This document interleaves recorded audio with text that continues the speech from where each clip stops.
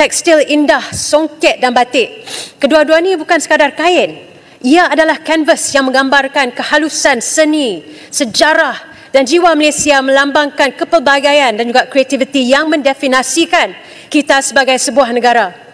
Saya memuji inisiatif Jabatan Muzium Negara kerana mengadakan pameran di luar Dewan kita. Mereka akan berada di sini sehingga Khamis dan saya merayu kepada ahli-ahli parlimen yang lain yang belum melawat pameran mereka, sila luangkan masa untuk berbuat demikian sebagai langkah untuk menginati diri sendiri betapa kayanya warisan kita. Jadi sebagai pencinta batik, saya telah mengambil inisiatif untuk mempromosikan batik melalui menghadiahkannya batik kepada kedutaan asing seperti ini dan juga kepada rakan-rakan Malaysia lain melalui pelbagai program lawatan mesra. Tapi timbul satu persoalan yang mendesak.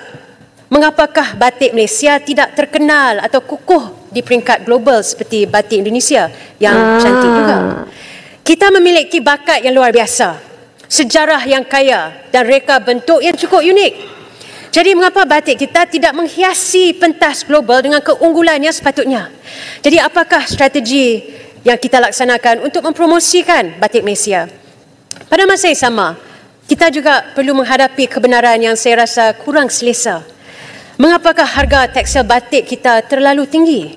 Walaupun penting untuk memastikan artisan kita diberi ganjaran yang adil untuk kerja cemerlang mereka, kita juga mesti berusaha untuk menjadikan batik lebih mudah diakses dan mampu dimiliki oleh orang ramai. Mempromosikan batik juga bermakna mengintegrasikannya ke dalam kehidupan harian rakyat, membolehkan setiap warga memakai dan juga mempamerkan warisan kita dengan bangga. Dengan menjadikan batik lebih mudah diakses, kita bukan sahaja memelihara budaya, tapi kita juga menggalakkan penyebarannya di peringkat tempatan dan juga global. Kita harus manfaatkan kekayaan ini untuk menarik pelancong dari seluruh dunia dan juga mempamerkan semangat sebenar Malaysia. Jadi sekian, terima kasih. Batik pun boleh jadi hasil seni kraft tangan yang sangat penting dalam kedua-dua negara. Ada beza tak di antara batik Malaysia dengan batik Indonesia? Sebenarnya kita boleh nampak beza lah. Kalau orang yang dah biasa jual batik, orang yang dah biasa pakai baju batik, dia tahu yang sebenarnya ada perbezaan di antara batik Indonesia dan Malaysia. Okay, kalau yang kita boleh nampak dari sudut perbezaannya mungkin daripada sudut corak ataupun motif. Dan selain daripada itu, batik yang Malaysia ni dia punya corak dia adalah lebih simple daripada batik Indonesia. Kedua perbezaan yang kita boleh nampak adalah dari segi warna. Kalau batik Malaysia, warna dia warna yang terang, warna yang cerah. Dia berbeza dengan batik Indonesia. Indonesia ni warna dia macam lebih kepada gelap-gelap. Dan base dia tu macam banyak warna coklat, warna hitam, warna emas. Jadi kita boleh nampaklah perbezaan di antara keduanya, antara corak dan juga warna. Sahabat Kata Per Kata, itulah video Parlemen Malaides yang baru-baru ini telah kembali membicarakan tentang penggunaan batik yang kurang diminati oleh masyarakat Melayu Malaides, yang mereka sebut sebagai batik Malaides. Masyarakat Melayu Malaides tetap saja mengatakan, kalau batik adalah ciri khas kain tradisional Malaides dari turun-temurun nenek moyangnya, yang harus dilestarikan oleh kalangan masyarakat Malaides. Walaupun batik telah resmi tercatat sebagai warisan budaya tak benda yang berasal dari Indonesia, tetap saja negara tetangga kita satu ini, yaitu Malaides, masih bersikeras mengklaimnya sebagai kain ciri khas tradisional dari Malaides. Yang selalu memberikan alasan, kalau batik telah ada sebelum Indonesia merdeka, serta dengan alasan corak dan warna yang berbeda dari batik yang ada di Indonesia. Ya, memang, corak batik telah ada di berbagai negara, yang bukan hanya ada di Indonesia, seperti halnya yang ada di China dan Mesir, serta di berbagai negara lainnya, namun mereka tidak menamakannya dengan nama batik. Mereka mempunyai nama tersendiri untuk corak kain tersebut, yang khas sebagai identitas mereka tersendiri. Namun tidak dengan Malaides. Malaides tetap saja menggunakan nama batik, dikarenakan nama batik sudah familiar dalam penyebutannya, hingga ke berbagai negara. Untuk itulah pemerintah kerajaan Malaides menggunakan kata batik. Seperti itulah Malaides, yang tak mampu berpikir dengan normal, dalam mengetahui asal-usul sejarah batik, dan tak mau mengerti tentang penamaan batik itu sendiri. Yang penuh makna filosofi kehidupan, yang tertuang penuh arti dalam sebuah seni budaya membatik. Dan ada sebuah video menarik, yang penuh informasi dan pengetahuan, tentang suatu sejarah kebudayaan dan tradisi yang harus kita ketahui. Berikut ini videonya. Hai semuanya, sebenarnya saya tidak ingin membuat video seperti ini karena jujur saja, topik ini akan mengangkat fakta sejarah pahit yang melibatkan negara tetangga kita. Mungkin juga akan terkesan merendahkan, tetapi inilah fakta yang sebenarnya. Semua yang saya sampaikan memiliki dasar sumber yang dapat kalian cari, baik dari buku, internet, arsip nasional, maupun dari museum. Tanpa banyak basa-basi, mari kita kupas tuntas hingga selesai. Tak dapat dipungkiri, Indonesia dan Malaysia memiliki kedekatan sejarah yang sangat kuat di masa lalu. Keduanya berbagi kesamaan budaya, karya seni, dan bahasa. Meskipun kesamaan ini terbatas pada suku Melayu yang ada di Sumatera dan tidak mencerminkan keseluruhan etnis atau semua suku yang ada di Indonesia, namun tetaplah, Malaysia mempunyai banyak kesamaan dengan suku Melayu yang ada di Sumatera. Dari sinilah muncul banyak perdebatan mengenai asal-usul seni dan budaya. Banyak hal yang diperdebatkan, seperti reok Ponorogo, batik, wayang kulit, kuda lumping, tari tortor, tari piring, alat musik angklung, hingga makanan seperti rendang. Yang terakhir, bahkan arsitektur rumah gadang dari Minangkabau turut menjadi perdebatan. Pertanyaan besar kemudian muncul, dari mana sebenarnya semua seni dan budaya yang diperebutkan ini berasal? Disinilah kita mulai masuk ke dalam pembahasan yang lebih mendalam. Sebenarnya, tidak sulit untuk mengidentifikasi asal seni dan budaya jika kita sedikit saja memahami sejarah. Saya tidak akan membahas semuanya, tetapi prinsip-prinsip yang saya sampaikan dapat diterapkan pada semua hal yang sedang diperdebatkan. Karena perdebatan ini menyangkut aspek sosial, hal ini mencerminkan peradaban suatu bangsa di masa lalu. Disinilah sejarah menjadi tolak ukur yang jelas. Jika kita sepakat bahwa ini merupakan bagian dari sejarah, maka kita tidak boleh mengabaikan histografi, heuristik, verifikasi, dan interpretasi. Saya ambil contoh kasus batik. Ketika berbicara batik, kita harus memahami apa itu arti kata tersebut. Kata batik sebenarnya berasal dari Jawa, yaitu kata ba yang berarti menulis dan nitik yang berarti titik, yang pada akhirnya merujuk pada teknik menggambar pola dengan titik-titik. Bukti awal keberadaan batik sebenarnya ditemukan di berbagai wilayah, seperti Timur Jauh, Timur Tengah, Asia Tengah, dan India yang sudah ada lebih dari 2000 tahun yang lalu. Di Cina, batik sudah dipraktikkan sejak dinasti Sui, lebih tepatnya pada tahun 581 hingga 618 Masehi. Sedangkan di Mesir, kain linen dengan teknik batik ditemukan pada abad keempat sebelum Masehi. Nah, di Indonesia sendiri, batik tertua ditemukan di Jawa Tengah sebelum abad ke-7 Masehi. Lalu bagaimana kita mengidentifikasi asal-usul batik ini? Mengingat batik tertua di dunia justru ditemukan di Mesir. Terlebih, Indonesia berani mendaftarkan batik sebagai warisan budaya ke UNESCO. Disinilah metodologi histografi, heuristik, verifikasi, dan interpretasi berperan penting. Secara histografis, batik tertua di Indonesia memang ditemukan pada abad ke-7, namun tidak berarti bahwa peradaban di Jawa sebelum abad ke-7 tidak ada. Peradaban yang mapan dan terstruktur di tanah Jawa telah ada jauh sebelum abad tersebut. Secara heuristik, batik Jawa memiliki 14 motif tradisional seperti parang, kawung, tuntrum, geringsing, sekar, dan lain-lain. Setiap motif memiliki filosofi yang mendalam, seringkali mencerminkan status sosial, doa, dan harapan bagi para pembuat dan pemakainya.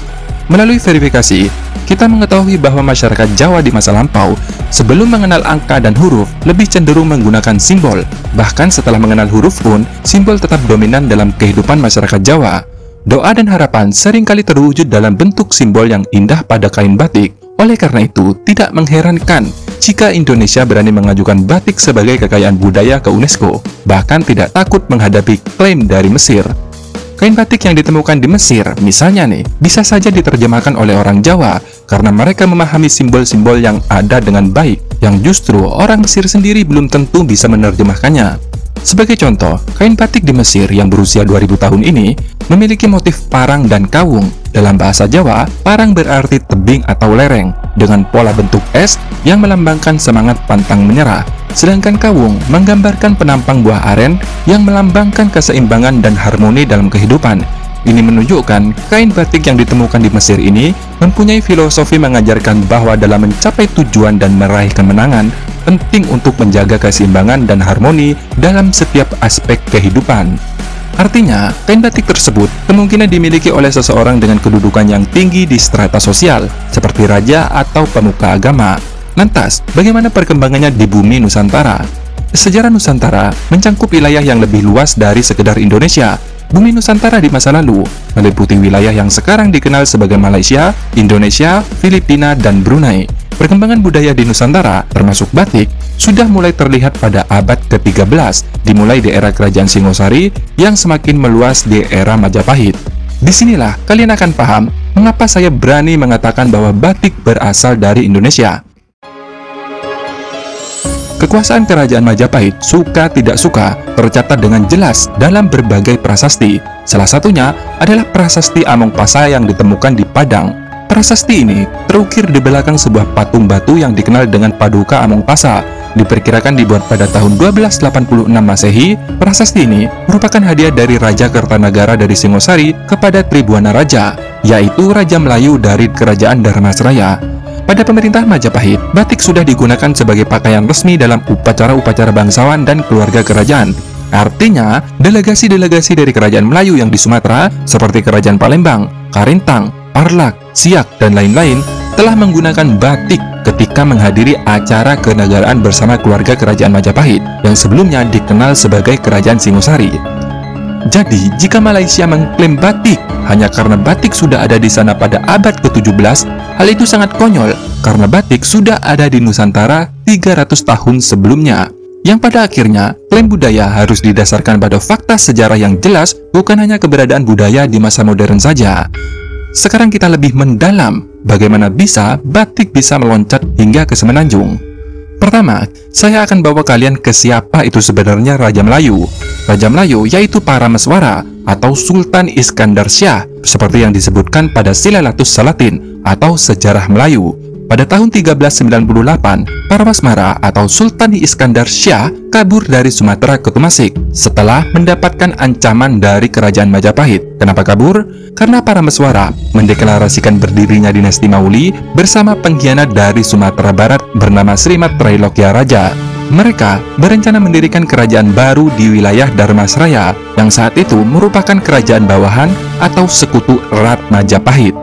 Dengan latar belakang ini, tidak mengherankan jika budaya batik menyebar hingga ke wilayah yang sekarang dikenal dengan Malaysia. Karena Raja Melayu, yaitu Parameswara, pendiri Kesultanan Malaka, adalah orang Palembang, di mana sebelumnya dia tinggal di sebuah kerajaan yang berinteraksi secara intens dengan Majapahit.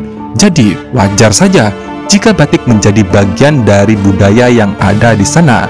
Namun mengapa masyarakat di sana tidak mengetahui sejarah ini? Ya karena generasi muda di sana tidak diajarkan dengan fakta-fakta ini secara mendalam.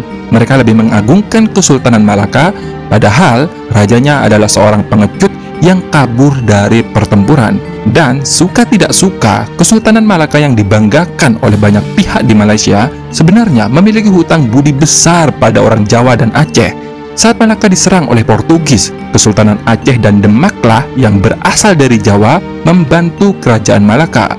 Demak memberikan bantuan dua kali. Pertama, Ratu Kalinyamat mengirimkan 40 kapal dan 4.000 personil, dan bantuan kedua bahkan lebih besar, yaitu 300 kapal dan 15.000 personil untuk menyerang Malaka yang saat itu sudah dikuasai oleh Portugis. Namun, apakah hal ini diajarkan di sistem pendidikan di Malaysia? Tentu tidak. Yang diajarkan adalah bagaimana besarnya Kesultanan Malaka dan kehebatan Melayu Mahawangsa. Padahal kenyataannya, armada kapal Kesultanan Malaka saat itu hanya sekitar 150 kapal saja, jauh lebih sedikit dibandingkan armada kapal yang dikirimkan oleh Kesultanan Demak. Semua yang saya sampaikan, kalian dapat verifikasi sendiri di banyak sumber yang tersedia, baik Google, buku-buku sejarah, arsip nasional, dan lain-lain. Karena saya tidak mengarang cerita ini, bro. Saya menyampaikan apa yang saya ketahui berdasarkan buku-buku yang saya baca. Jadi, hentikan perdebatan yang tidak mendasar mengenai asal-usul motif batik. Apalagi menggunakan statement konyol mengenai motif sebagai alasan. Karena nalar seperti itu terlalu rendah, sama sekali tidak pantas dipakai di tahun 2024 ini, bro. Semoga informasi ini bermanfaat, dan sebagai pelajaran, jangan sampai lepas satu pun budaya seni yang berasal dari Indonesia. Karena songket yang merupakan budaya dari Melayu yang ada di Sumatera, sekarang sudah diakui milik Malaysia. Padahal kita tahu songket dari mana asalnya. Terima kasih sudah menonton, sampai jumpa di next video. Dadah. Itulah video penjelasan singkat dan ringkas yang penuh informasi, untuk kita ketahui bersama, dari channel Info Wibasana. Cukup sekian video kali ini. Terima kasih. Sampai jumpa lagi.